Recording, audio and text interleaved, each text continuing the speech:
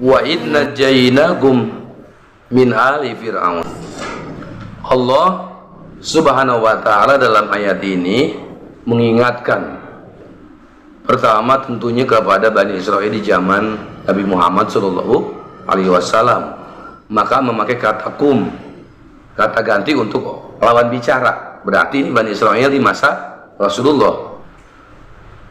Jadi memakai kata kum, tidak wa id najjainahu, kami telah menyelamatkannya Bani Israel di zaman Nabi Musa, tapi memakai kum agar Bani Israel di zaman Nabi Muhammad ada chemistry begitu Bu, ada ikatan batin lah gitu seharusnya.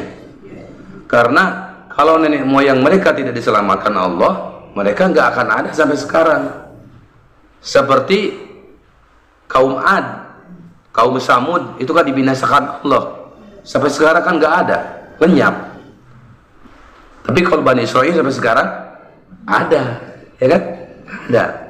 Apa Allah sebutkan untuk menjadikan pengajaran kepada Bani Israel waktu itu, umumnya kepada kita, biar diingat bahwa dulu ada peristiwa besar, ya, makanya wa'id, dan ingatlah peristiwa waktu itu lengkapnya id itu, dan ingatlah kejadian waktu itu, agar kalau baik itu dijadikan tauladan, kalau buruk dijadikan sempadan. Kalau bahasa Melayu dijadikan sempadan, jangan diikuti. Nah, jadikan pelajaran. Kalau baik dijadikan tauladan, kalau buruk dijadikan sempadan. Wa idna jainakum, ketika kami Allah menyelamatkan kalian, maksudnya nenek moyang kalian. Karena itu tadi, kalau nenek moyang kalian tidak diselamatkan, tidak akan ada kalian sampai sekarang. Kayak gitu. Apa yang dilakukan pengikut Fir'aun? Yasumunakum su'al adab, mereka menimpakan kepada kalian adab, ya siksa yang buruk, siksa yang buruk, siksa yang dahsyat. Apa saja Allah sebut? Pertama, su'ul adab di sini adalah bukan su'ul adab Bu ya. Kalau itu pakai itu, kalau itu mah adab, pakai alif, da dan ba.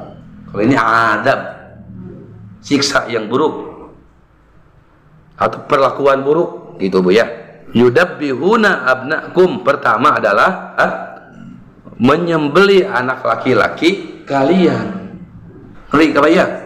Masya Allah, ngeri apa ya? Maka dari itu punya kebijakan Fir'aun di zaman Nabi Musa, setiap laki-laki yang lahir disembelih. Tahun ini dia sembelih, tahun berikutnya enggak disembelih. Nabi Harun termasuk tahun yang enggak disembelih, makanya Nabi Harun selamat.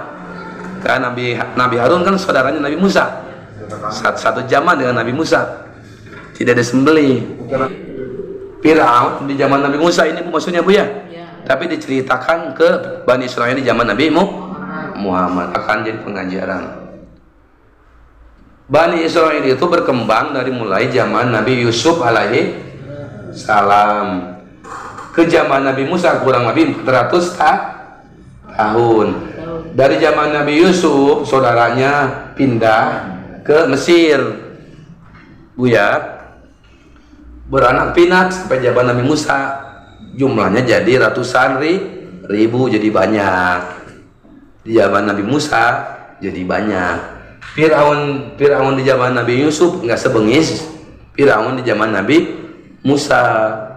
Bahkan ada yang mengatakan Fir'aun di zaman Nabi Yusuf masuk Islam, ada yang mengatakan begitu.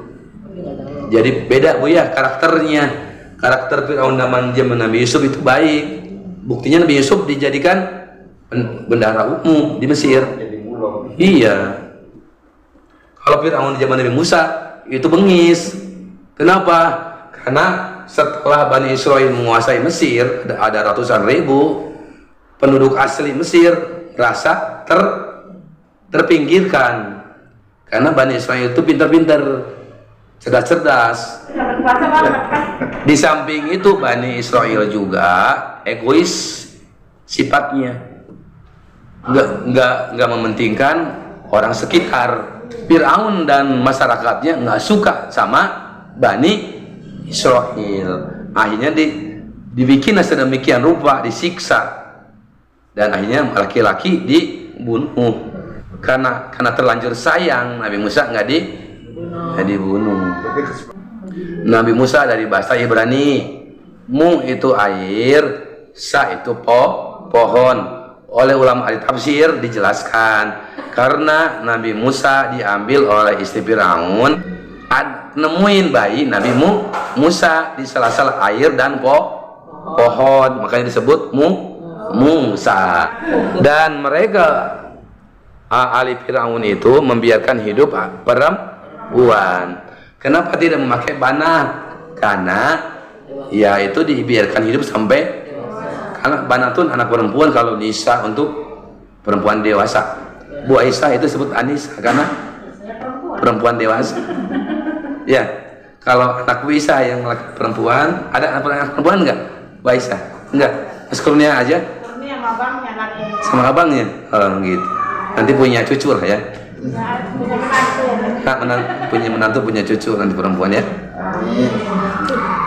Karena dibiarkan hidup sampai, tapi tetap disiksa, dijadikan budak nafsu, bala tentara budak nafsu, dan jadi budak pembantu rumah tangga. Tetap kan jadi suul adab ya, tetap suul adab, karena mereka walaupun dibiarkan hidup tetap punya disiksa ya. Itu Bu ya, zaman Firaun. Alhamdulillah min dalik Bu ya.